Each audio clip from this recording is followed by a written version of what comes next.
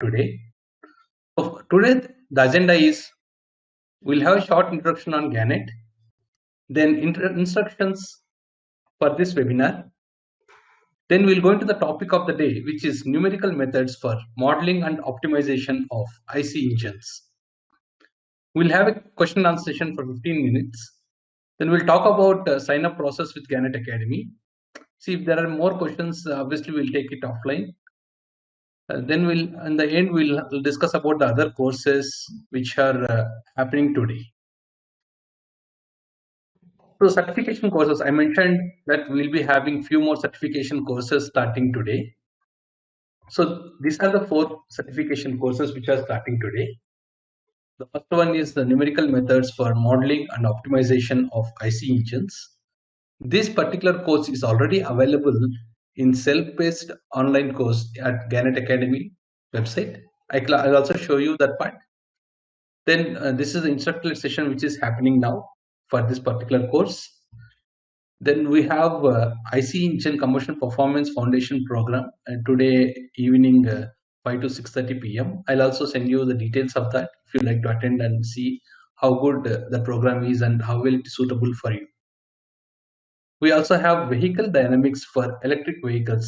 When the electrification of current IC engine vehicles happen, the most important parameter which gets affected is vehicle dynamics. You want to understand vehicle dynamics for XCV conversions, which is starting today in the evening 6:30 p.m. Indian time. So I'll also send you the details of that. If you'd like to attend it, please attend it. The other one is XCV Foundation program, where the focus is more on the electric vehicle and hybrid electric vehicle fundamentals. And this is also starting today evening. So this is the current session which we are going to have. Let's have a course overview. What are we expecting in this course? Look at IC engines. Currently, the IC engines are facing many challenges in terms of emissions, in terms of development time, in terms of fuel efficiency. So there are so many challenges which are happening. So in order to counter these challenges, the main problem is as the emissions we have to reduce more and more, and we have to achieve more and more fuel economy. The main thing what happens is it takes more time to do in engine testing and optimization area and in the final vehicle level testing areas. So this course completely focuses on how these challenges can be solved. We talked about 2 things. One is engine testing time and the other one is engine optimization time. So one of the approaches we try to use it is design of experiments mainly to reduce the engine testing time.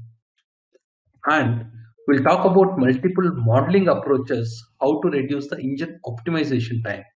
So we're targeting 2 areas here.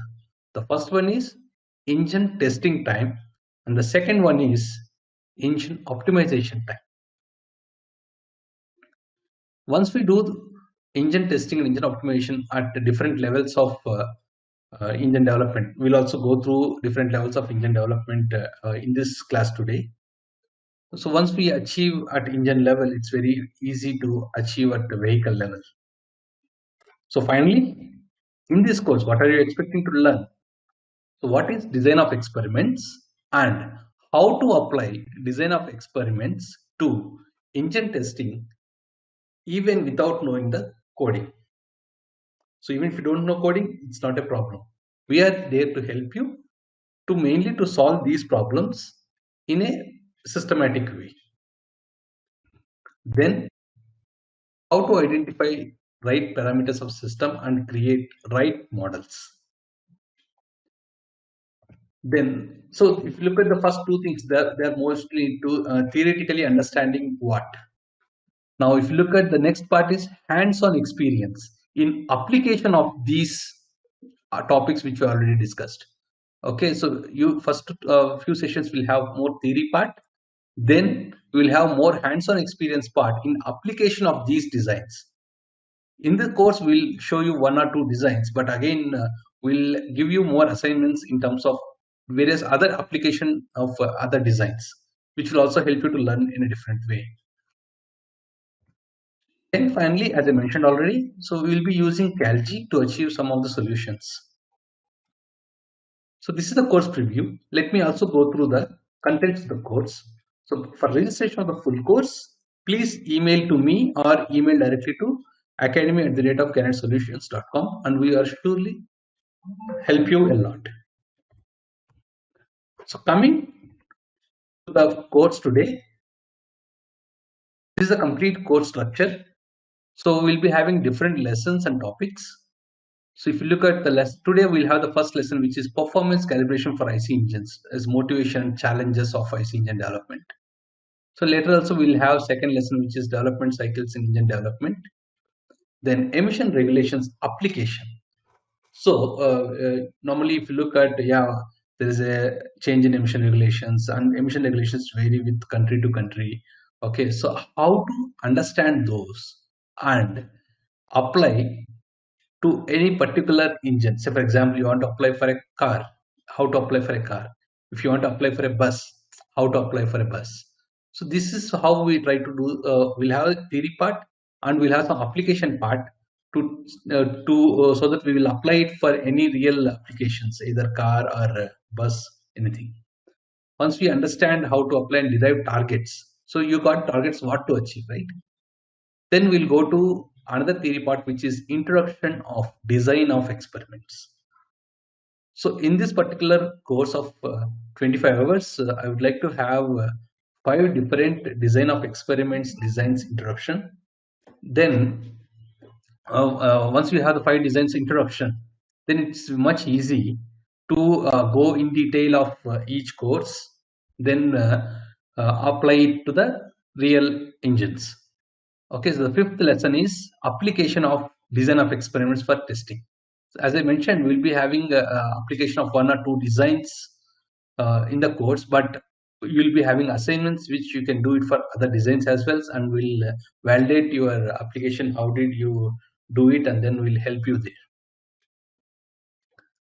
Then we'll have another theory aspect, which is introduction to modeling. So you remember we talked about 2 areas, right? One is engine testing, the other one is engine optimization. So till now, with the design of experiments, we able to achieve only the engine testing time. Okay, now we'll have the next level, which is engine optimization. For optimization, how these engine modeling approaches are going to help. Then this lesson number 7 and 8 are again into application of different processes for engine model selection, and use CalG later for identifying the validated solutions. So the software installations needed for this course are Anaconda, Python, and CalG. Okay, but as I mentioned, we'll be having initially some theory classes. Then we'll have when we'll go for before we go to the level of doing some hands-on. That time we'll have software installations ready for your learning. But as I mentioned, like I can give you the recording sessions of how to download these installations and install it, so that it will help you straight away with the session, rather than spending more time of session timing. So coming to this particular course, to what we're talking about, numerical methods for modeling and optimization of IC engines. This is 25 hours course. This course is developed in self-paced as well as instructor online course. Okay, so self-paced already available in our Granite Academy learning management system, which I can show you. But this is also available in instructor live online now. So this instructor live online, this particular course now is available from 19 January to 16 January. This is the course duration. Obviously, based on your queries and some more assignments, right? It may extend beyond 16th also, maybe one more week extension, because we want to have you understand more and have more use of the course, so that you can apply at your real works. Okay, and this is happening in the evening and weekend program as per the Indian time. So we'll be having Tuesday and Thursday in the weekday evenings at 5:30 to 7 p.m. And on the weekends, which is Saturday and Sunday, we'll be having 10 to 11:30. You can see this is the right time now. We have a 10 to 11:30 Indian time. Okay. So this course is developed to solve engine testing and optimization of IC engines, which is the current challenge at OEMs when they are looking to optimize emissions from engine as well as after treatment. So the tools used are Python and CalG. So the course is useful for many people. Like we also last time when we had similar sessions, we found even the undergraduate students who participated in the course, they got a lot of experience in working with. Even they don't know Python, but they got a lot of experience in application of Python for such problems, and they can able to relate other problems and try to solve in a similar fashion. So on the queries part, so you can always email me for the questions, or you can email to the rate of academy at the rate of canetsolutions.com. For self-paced course, you might have questions like how can we have it's like interactive sessions which can help the question for the questions, right? So every month, based on the questions you send it to academy at the rate of canetsolutions.com. So we'll have an interactive session every month from trainer only for queries for self-paced courses, because for instructor live online courses, okay, already the participants are connected to the trainer, and during the session they can ask questions not only for that particular session, even for earlier sessions. So this interactive session of every month is provided for self-paced courses, but instructor live people also can attend that. So with this, let me go to the course straight away and start the first lesson of the session today.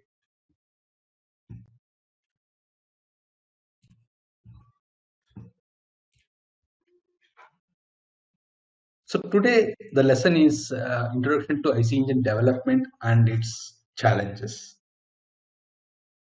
So this is the first lesson. Today we are going to speak about this.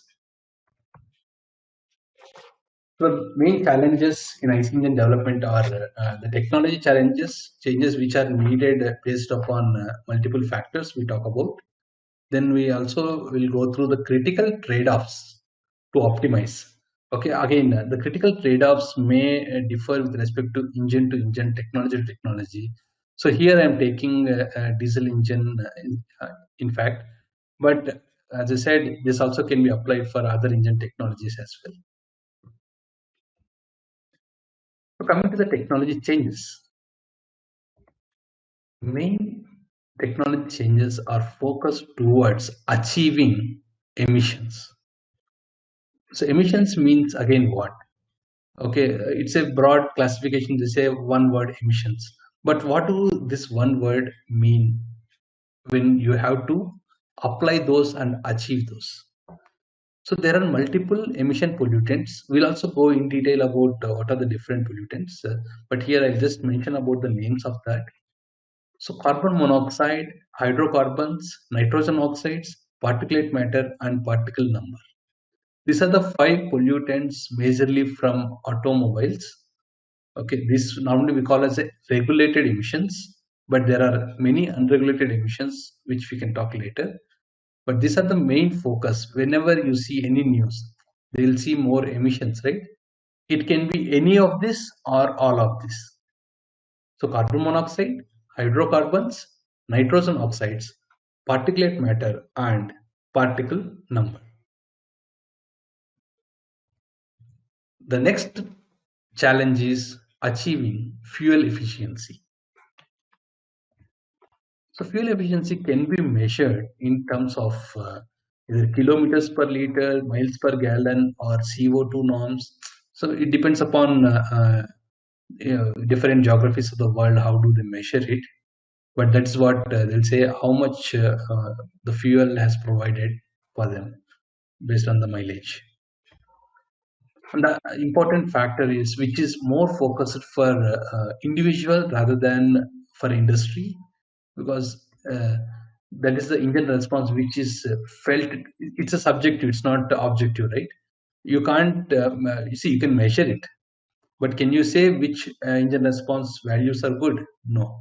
It's only the subjective feeling of each individual, how good they feel the engine response, and it is measured in terms of 0 to 30 kilometers per hour or miles per hour, or 0 to 60 kmph or miles per hour, 0 to 100 kmph or miles per hour. So many of these things. So these are the three technology factors which force to change the technologies. So see now normally what happens when there is a emission regulations change. Okay, you need to reduce emissions a lot. When I say reduce emissions a lot, means, for example, you have, let's take India as an example. We have earlier BS4 standards. Now it is BS6 standards.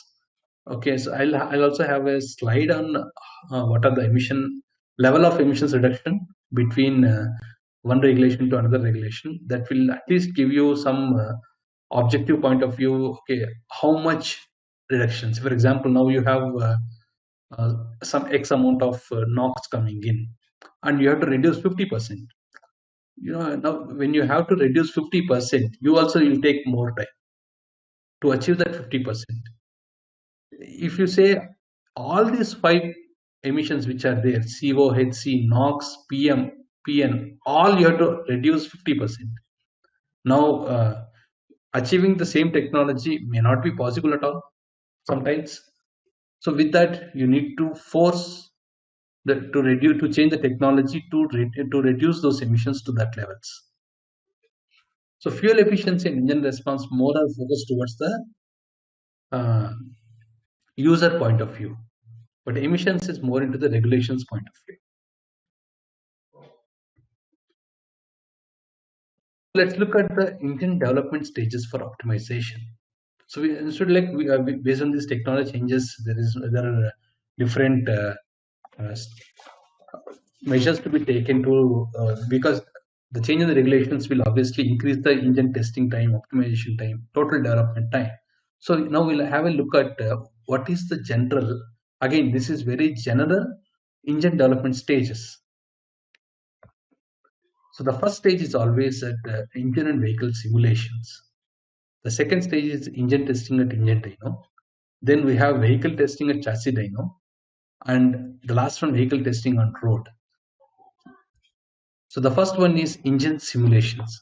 Okay, this is the stage where you don't have any engine and you don't have any vehicle in reality. So in reality, you don't have any vehicle, but you're trying to simulate having such a vehicle in place. The main focus in this stage is how and what components has to be there to achieve such an engine performance or vehicle performance. So we talked about three things earlier: emissions, fuel efficiency, and engine response. So coming to the emissions and all these three areas, right? This is what we are right now calling it as engine performance. But again, to achieve whether that much particular max speed did we achieve, okay, whether we achieve that particular safety levels of temperatures, pressures. This is the main focus in the initial stage when we have the simulations to estimate the required components or specifications of engine. For example, if you have a car, so you want to design an engine for such a car. Assume that car is supposed to reach 200 kilometers per hour, or say 150 miles per hour.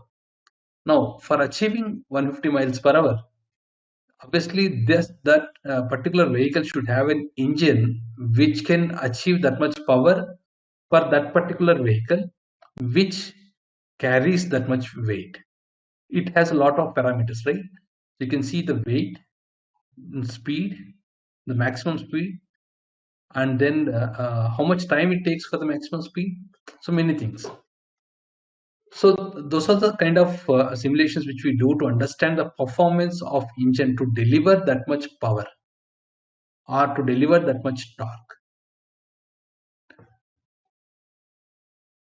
So ideally, 10% of total development time is invested in simulations. Again, this percentage of time is very generic. Okay, it depends with company what kind of process they are using. This here I taken a general process. So coming to the next stage, it is engine testing at engine dyno. Then some of the objectives at this stage are mostly towards the, like earlier we had estimated the engine hardware.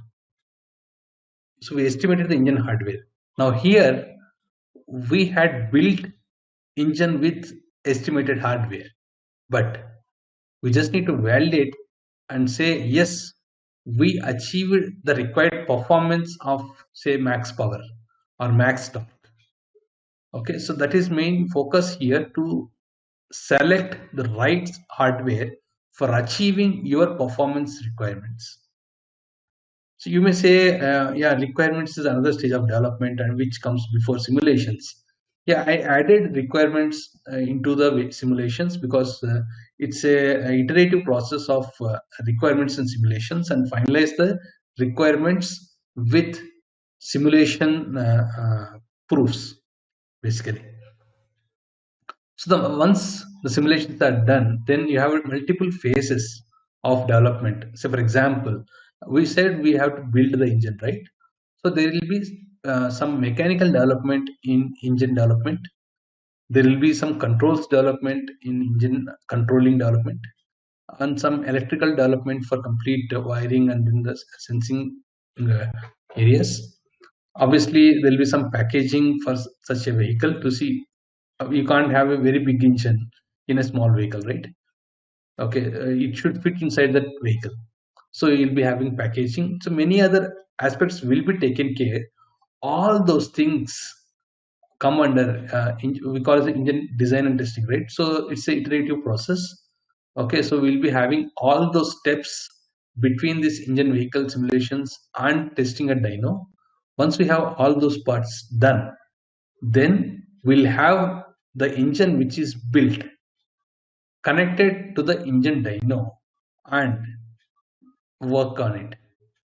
Okay, so ideally this takes 35% of time. Obviously it also includes the in between times of designing. So coming to the next stage, vehicle testing at chassis dyno. Again, this particular vehicle testing at chassis dyno is applicable only for a few variants. Variants in the sense, okay, so if you are looking for cars, yes, it is there. Maybe depends upon country regulations, right? For example, in India, if the GVW is less than 5000 kgs, then it may not need vehicle testing. It will go with only engine testing.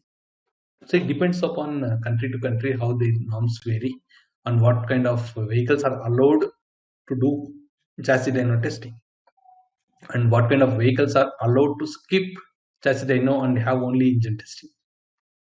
So vehicle testing at chassis dyno is more focused to achieve the legislation driving cycles emissions. So when this particular stage is eliminated from certain category of vehicles, that particular work is being transferred to engine testing at engine dyno.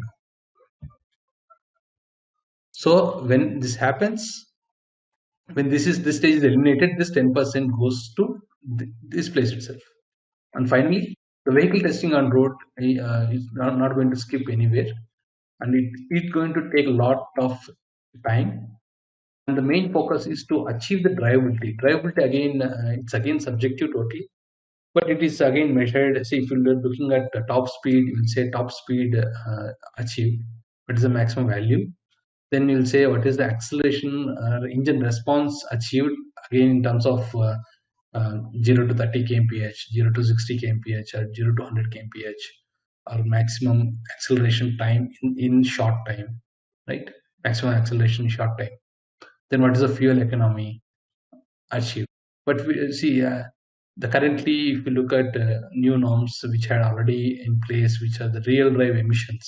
So the objectives are going to add in this stage is going to be the emissions also.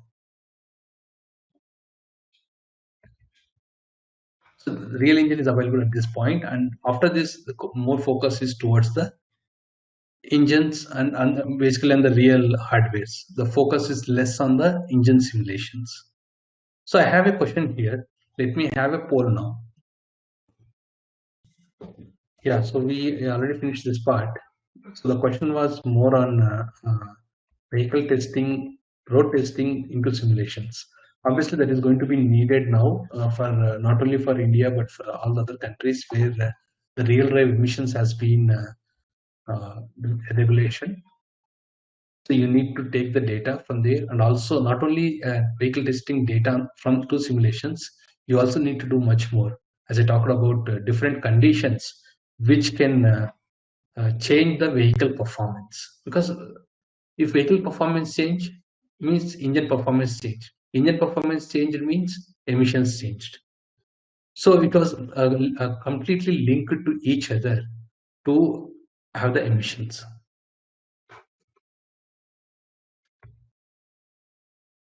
So let me continue the presentation.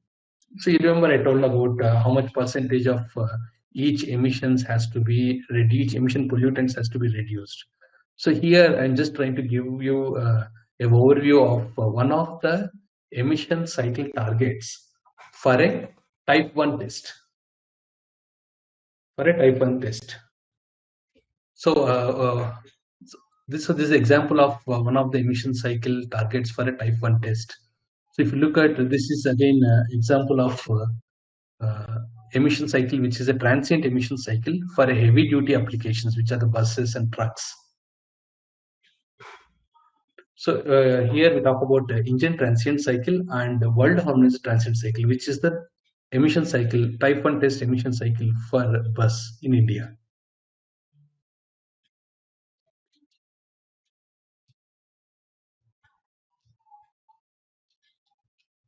See, as you can see here, coming to the each pollutant, say carbon monoxide, there is no change in the regulation requirement.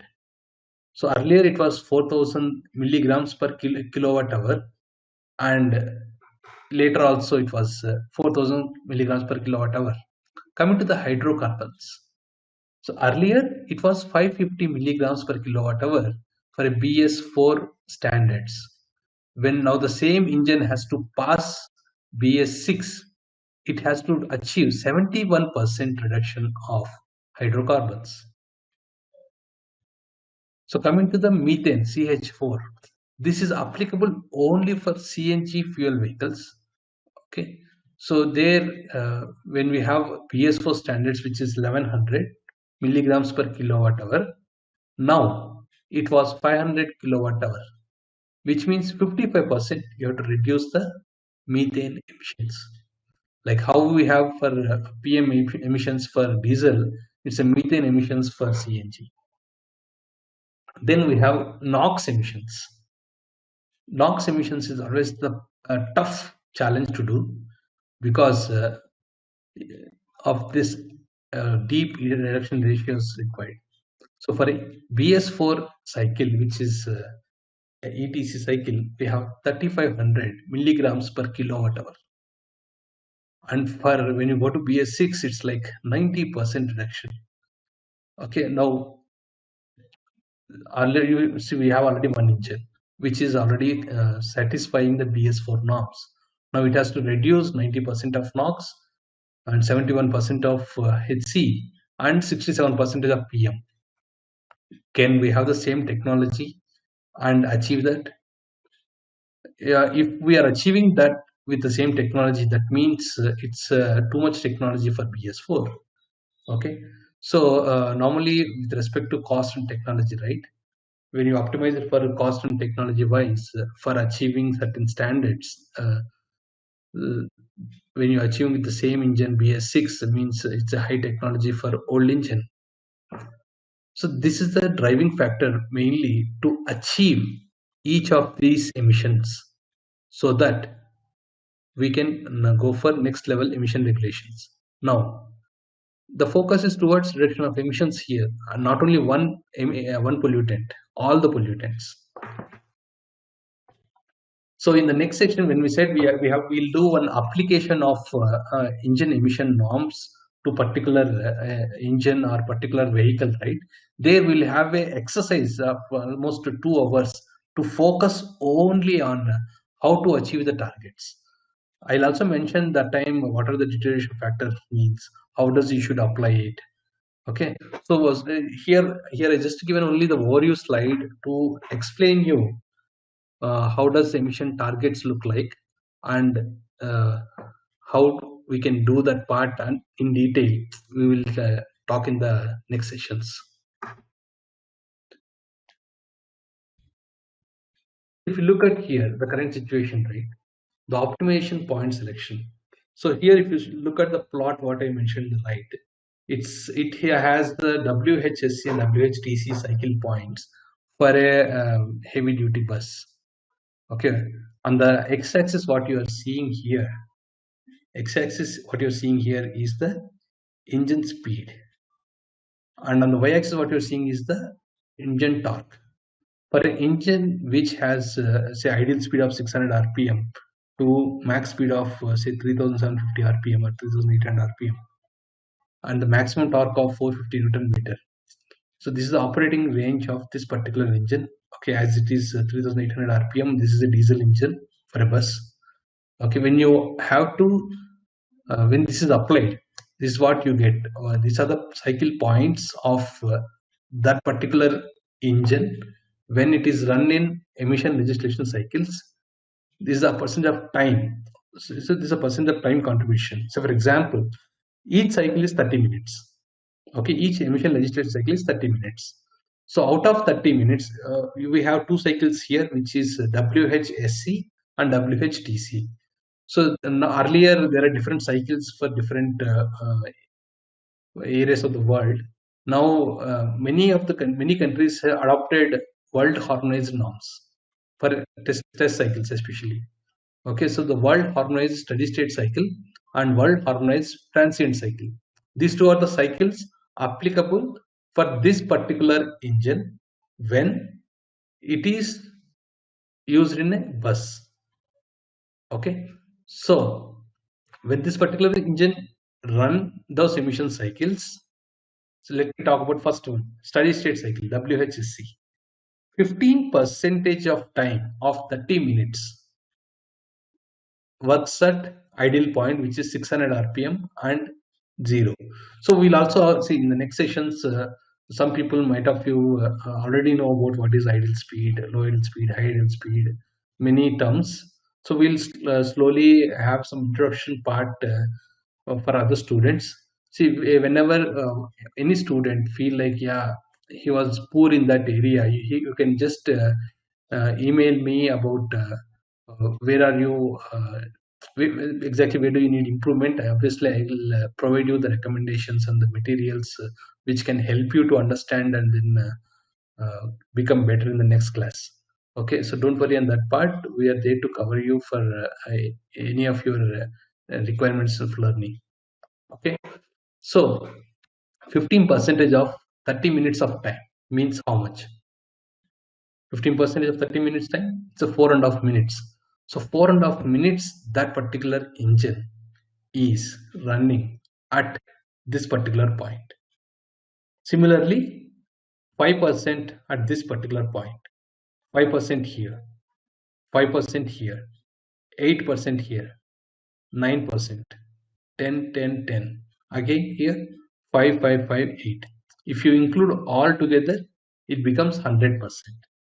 Okay, obviously there is a time which goes from this point to this point, this point to this point, between the points, which is very negligible, but emissions at those points are also considered. But only thing is the summation of the total 30 minutes. It's not like you took one point, record the data and do it. 30 minutes there is a cycle where you have to run it sequentially. Okay, and total 30 minutes emissions is recorded as cycle emissions. So earlier if you look at BS4, BS6, these values, right, 4000 milligrams per kilowatt hour. This is for the 30 minutes cycle. 30 minutes together, the sum should be within this. Okay, So for a transient cycle, the sum of total knocks for 30 minutes should be within 460 milligrams per kilowatt hour. Again, you may have a question about, I'll have a brand new system, very new system. So the efficiency is already at very good level, and I can achieve 400 also, not only 460. I can achieve 400 also. But what happens with age? Okay, or say each component will have some variation in the efficiencies. Okay, with the age, the efficiency degrades. That is where the deterioration factors come into picture. Obviously, as I said, we'll have more application part of that in our next sessions. So you can understand now, 30 minutes drive cycle, cumulative emissions, they have to achieve these emission levels. This particular engine going for a BS6, and in a transient cycle, you have to achieve 4000 milligrams per kilowatt for CO for 30 minute cycle. Similarly, each one. On the blue, what you are seeing here is again the transient. Okay, so if you look at red, we have certain points. If you look at blue, that's a transient cycle. Again, if you do the summation of all, you might have seen here all zeros, right? But those are not exactly zeros, but it's in decimal values. That's the reason it was rounded to 0. Okay, whenever there's a point, it shows there is some percentage of point time it has taken there, but it is very negligible comparatively. Okay, so it is shown as 0. Now you need to achieve on red color points certain values, blue color points certain values. Okay, then only you are able to achieve both the WHSC norms and WHTC norms. Most of the current situations in many OEMs, they are trying to do state emission optimization points, which are the red color points they are trying to do for optimization. Okay, so once this particular red points optimization is done, obviously, as I said, in the next sessions, we'll go in deep what is meant by cycle optimization. Okay, how each point can we optimize? Can we optimize all points? Okay, let me take an example now itself. So we want 90% reduction total, correct? Say if you're looking for a steady state, 90%. Earlier case, we are having some X amount of NOx coming from ideal point for that particular engine. Okay, now one solution can be, okay, let me reduce 90% at that point. Similarly, at each point, let me reduce 90%. So I can achieve my total cycle emission norms with 90% reduction. Okay, now this is where it gives the problem. Some points, maximum what you can achieve is 20%. Some points you can achieve more than 20% or more than 90%. Okay, now that's the trade-off. Okay, that's the trade-off to look at. Where and how much at each point we have to optimize. Okay, so for example, at the low ideal point, you can't even go beyond 10% reduction. Then that particular emission value to be handled by another point. So we'll talk in detail about those things in the next sessions. Now, if you look at increasing calibration complexity, the future norms are currently some countries of the world already have these RDE norms, OBD norms, but there are OBD thresholds which are coming up new. Then we have CO2 norms, NTE norms, which are NTE norms apply only for a few part of vehicles. So all these norms to put together, you have to achieve fuel efficiency, real drive emissions, NTE emission cycle test. We talked about type 1 test, right? Emission cycle test, then OBD thresholds, and achieve engine response. Too many things when you start adding to the development cycle. What will happen? On the right, what you are seeing is the ECU functions map. We talked about it just a few minutes back. I talked about changing one thing can change many things. How, for example, when we have an effect on coefficient of friction on the road, there will be effect on vehicle friction, which affects on vehicle performance. Okay, so similarly, if you look at, there are many functions inside the ECU which look at braking, which look at traction, which look at suspension, which look at drivability, which look at optimization or performance of each component. Many functions are there in the ECU, and each are interlinked similar way. Now, when you have the reduction emission requirements and the fuel efficiency requirements, engine response requirements, you will be having multiple parameters to optimize.